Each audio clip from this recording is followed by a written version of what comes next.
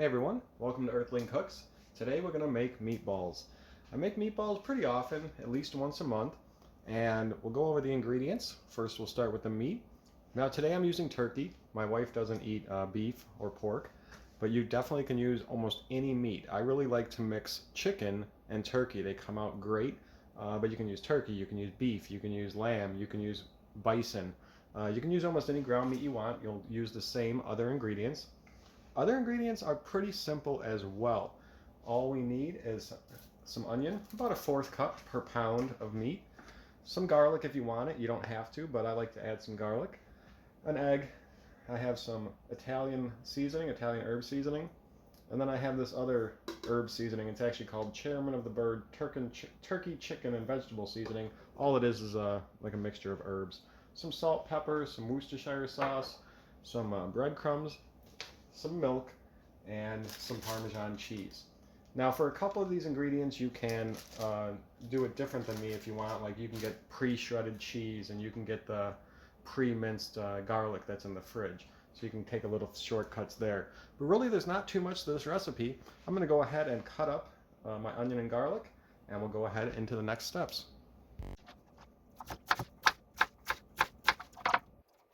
Okay, now we got these things cut up. We're going to go ahead and start mixing. So of course we need our meat.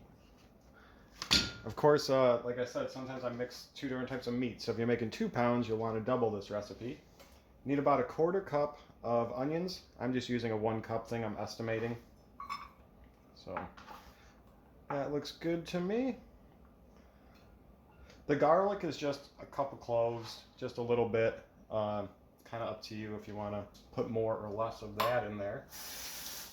Throw our egg in. Oops, that egg cracked real quick on me, but we got it.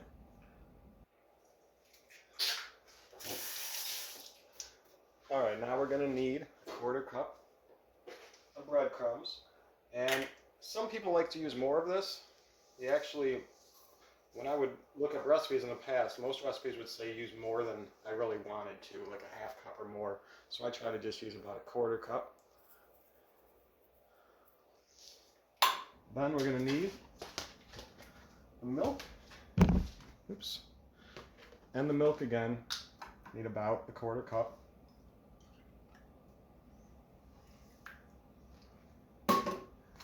Now Worcestershire sauce, just a little dribble of this. You can do like a teaspoon or 1/2 teaspoon if you want, but I just shake in a couple dribbles. Salt and pepper. Again, not very much, like a 1/2 teaspoon or a teaspoon probably. I just go ahead and shake a little bit in and eye it. I don't really overdo it on that. Now we're going to want some of these herbs, Italian herbs. And again, I'm just kind of eyeing it with the herbs, but you can do like, you know, a tablespoon or 2 at the most, probably just a tablespoon. Trying to open this other container. It's Chairman of the Bird, this is what it is. And it's just another type of herb seasoning. Just going to throw a little pinch of that in there. And then we just have one last thing, and that is some Parmesan cheese.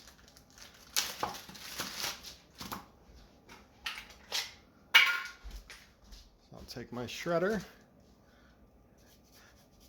And this I would go for just like, if you had a bag of Parmesan cheese, normally that's like an 8-ounce bag, I'd say take like 2 ounces, like a 1/4 of that bag, maybe just 1 ounce. You just want to add a little bit to it. We're going to top it off at the end with more.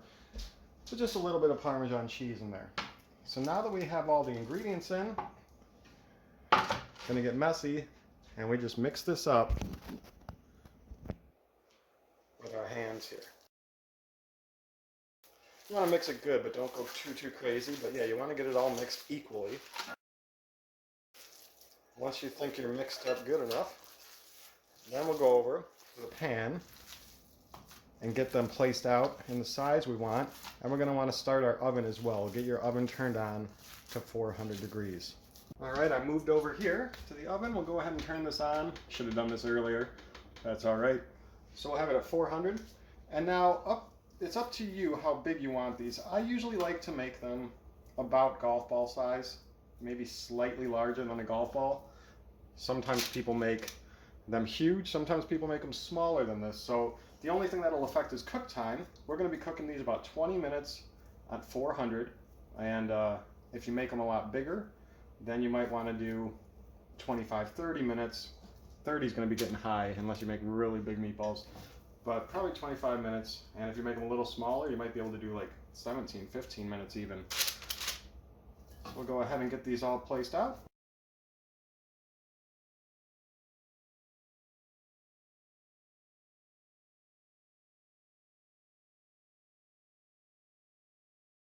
Now that we're heated up, I'm going to put them in for the 20 minutes, but I'm actually going to flip them halfway, so I'm going to set a timer for 10.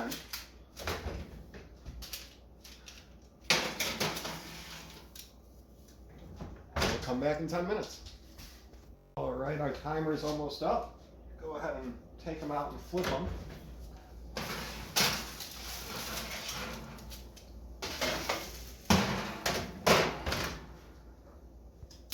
And we're just going to turn them.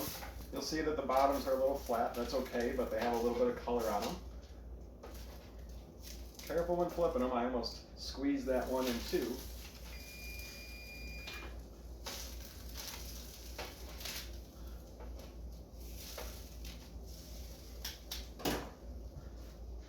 And now we'll put them back in for another 10 minutes.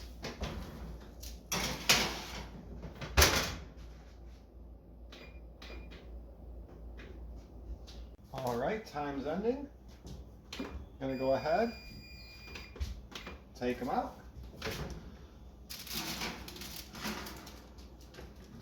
And they should look about like this now. Have a little bit of color on them. And what you can do now is just let them sit. You can let them cool, you can store them, you can use them in a pasta dish, you can, use them however you want. What I'm gonna do is show you what I do with them. So I like to just have meatballs on their own sometimes. So what I'll do is start a pot here with just some pasta sauce, whatever pasta sauce you want. All I did was throw in a little bit of extra Italian seasoning. And I'm just going to take the ones that I want. I'm going to grab the 3 smallest for me right now. Now we'll put them in this sauce and we'll just cook them in this sauce for about 5 minutes. Get them coated, get them simmering, and give them about 5 minutes in there. Then we'll finish them off. When they're done, we'll take them out.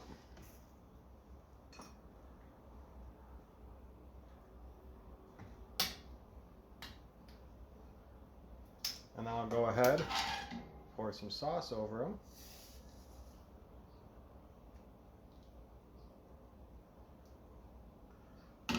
And then our last step is going to just be adding on the final touch of Parmesan.